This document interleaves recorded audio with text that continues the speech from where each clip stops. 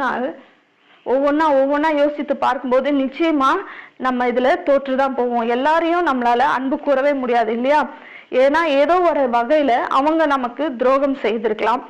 ஏன்னா இன்னொன்னு ஏதோ ஒரு வகையில நமக்கு அவங்கள பிடிக்காம கூட போயிருக்கலாம். இந்த சமயத்துல நம்ம எப்படி ஒருவரில் ஒருவர் அன்பா இருப்பது?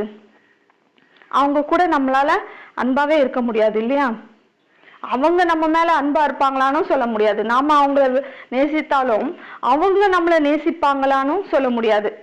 யோவான் 15ஆம் அதிகாரம் 25ஆம் வசனத்துல கிறிஸ்து என்ன சொல்றாரு? முகாந்திரம் இல்லாமல் என்னை பகைத்தார்கள் என்று அவர்களுடைய வேதத்தில் எழுதியிருக்கிற வாக்கியம் நிறைவேறும்படிக்கு இப்படி ஆயிற்று. முகாந்திரம் இல்லாமல்னா ஒரு காரணமே இல்லாமல் கிறிஸ்துவை பகைத்தார்களாம். அவரை எப்படி பகைத்தார்களோ இந்த உலகம் அவரை ஏற்றுக்கொண்டவர்களையும் அப்படியே பகைக்கிறது. 18